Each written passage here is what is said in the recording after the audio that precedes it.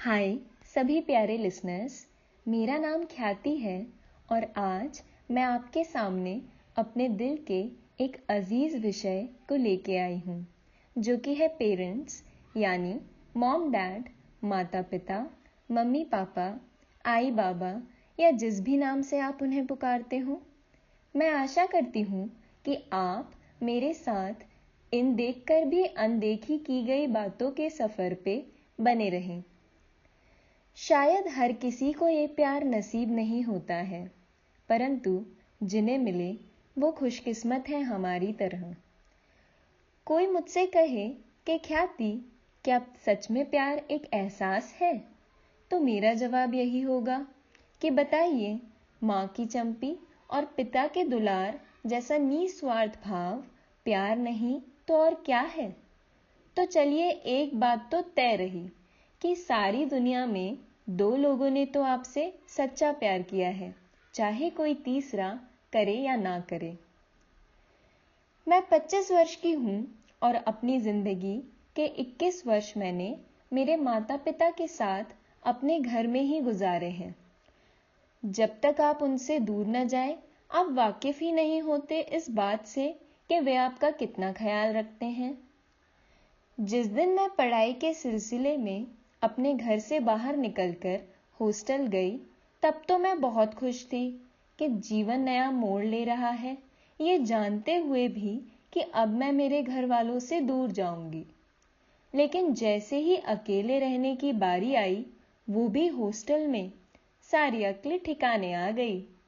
अब नहीं मिलने वाला था बेटा माँ के हाथ के गाजर का हलवा।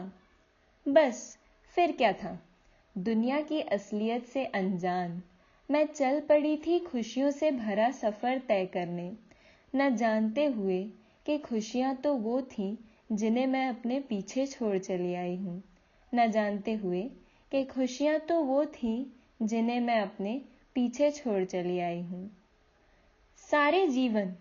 सारे जीवन आपको ऐसे ही लोग मिलेंगे जो सिर्फ आपसे कुछ पाने की तमन्ना रखेंगे। सिर्फ पेरेंट्स ही ऐसे दो लोग हैं जो हमेशा आपको कुछ देने की भावना रखेंगे। लोग जरा सी कामयाबी से इतना घमंड करने लगते हैं, आपको अपने पैरों की धूल समझने लगते हैं। और एक मेरे पिता हैं जो अपने पैर तक नहीं छूने देते हैं। वे कहते हैं कि बेटियां तो देवी का स्वरूप होती हैं, पैर नहीं पड़ती, उनकी जगह तो बस दिल में होती है, उनकी जगह तो बस दिल में होती है। आपकी खुशी में सबसे ज्यादा खुशी और आपकी तकलीफ में सबसे ज्यादा दर्द तो सिर्फ माँ बाप को ही हो सकता है। मुझे याद है, कल ही की बात है, मैं गिर गई थी जमीन पे और माँ ने जोर से चीखा, आ! चोट मुझे लगी थी और दर्द उन्हें हुआ। बीमार मैं पड़ती हूँ तो जी उनका कुल बुलाता है। भाई कैसा अनोखा प्यार है ये, मेरी तो समझ के परे है। रात में तकिया मेरे सिरहाने रखने से कभी न चूकी माँ, रजाई उतर जाने पर बार बार अपनी नींद खराब करके उसे मुझे ओढ़ने से कभी न चूके पापा। किसी ने तो सच ही कहा है, भगवान अपना रूप हमारे जीवन में माँ बाप बन के लेते हैं। न जाने कहां से आती है इतनी हिम्मत माँ में।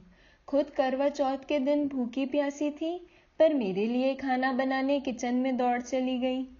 सारा दिन दफ्तर से काम करके थके पापा मुझे गले लगाना कभी न भूले।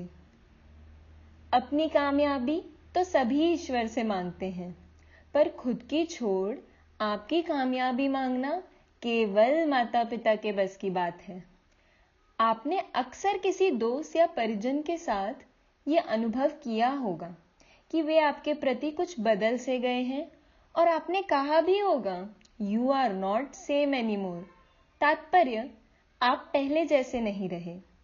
प्रायोरिटीज, ये भी काफी प्रचलित शब्द है आज की युवा पीढ़ी में। लोगों की प्रायोरिटीज या प्राथमिकता बदलते देर कहाँ लगती है, बहुत ही जल्दी एक दूसरे से बोर हो जाते हैं।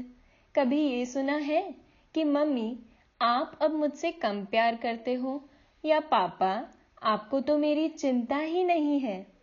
सच कहूं तो मैंने ये सब मजाक में भी नहीं सोचा। ये दोनों तो इस जन्म में मुझसे कम प्यार करने से रहे। इस प्यार को तो किसी की नजर लगने का भी डर नहीं, इतनी शक्ति होती है इसमें। मेरी जॉब अपने घर से दूर है। अब तो घर आने के लिए भी प्लानिंग करनी पड़ती है। जितनी बार आओ लगता है कभी गए ही नहीं थे। जितनी बार जाओ तो उतना ही दुख होता है कि दोबारा न जाने अब कब मिलेंगे। एक बार घर से निकल जाते हो ना तो कुछ पल घर में साथ गुजारने के लिए भी इतना सोचना पड़ता है। ये लॉकडाउन सबके जीवन में बहुत बदलाव लाया है। कई लोगों के जीवन में बहुत दुख भी लाया है। मेरा वर्क फ्रॉम होम चला इस लॉकडाउन में।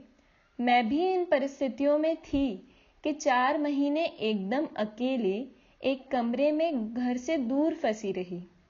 उसके बाद समय ने खेल खेला और मैं अपने घर लौट पाई। अब तो यूं लगता है कि जैसे मैं वापस घर की वही नन्ही सी लाडली गुड़िया बन गई हूं। ये एक ब्लेसिंग इन डिस्गाइज है, यानी मुसीबत की परिस्थिति में एक मौका, जिसमें बहुत ही अनमोल समय मिला है हमें अपने पेरेंट्स के साथ। मैं तो कहती हूं एक एक पल की अहमियत आप जानते भी नहीं कितनी है। ये पल दोबारा कभी नहीं लौटेंगे। इसलिए मैं दुखी नहीं होती हूँ, अपने मन को समझा लेती हूँ कि उन्हीं की सेफ्टी के लिए घर से बाहर नहीं जा सकते हैं। चलिए कुछ अंतिम बातें करते हैं। जब भी आप सही और गलत के बीच के फैसले को तय नहीं कर पा रहे हों तो बस इतना सोचिए कि क्या वो आप अपने पेरेंट्स को बता सकते हैं। आंख बंद करके ये सवाल करते ही जवाब खुद ब खुद आपके सामने होगा। मेरे पिता कहते हैं कि तू तो हमारी चिड़िया है, कब घोंसले से उड़ जाएगी पता भी नहीं चलेगा। उन्हें कैसे बताऊं कि मेरा बस चले तो इस घोंसले में ताउम्र दाना चुगती रहूंगी। देखिए, माँ बाप का कर्ज तो आप कभी नहीं चुका सकते हैं। आप भी मेरे साथ मगर एक वादा जरूर कर सकते हैं कि चाहे घोंसला छोड़ के आपको कहीं भी क्यों ना जाना पड़े, चाहे माँ बाप उम्र के साथ एक जिद्दी और हठी बच्चे की तरह ही क्यों ना हो जाएं, आप उनका हाथ थामने से कभी नहीं कतराएंगे। आप भी उन्हें अपना निस्वार्थ प्रेम देना कभी नहीं भूलेंगे। मैं दिल से शुक्रिया करना चाहती हूँ सभी लिसनर्स का, जिन्होंने मेरे विचारों की नाव में अंत तक सवारी करी। आशा करती हूँ कि मैंने आपके कीमती समय को व्यर्थ न जाने दिया हो। फिर किसी दिन करते हैं शब्दों की गुफ्तगू दोबारा। तब तक के लिए अलविदा, सलाम, सत श्री अकाल और मेरा नमस्ते।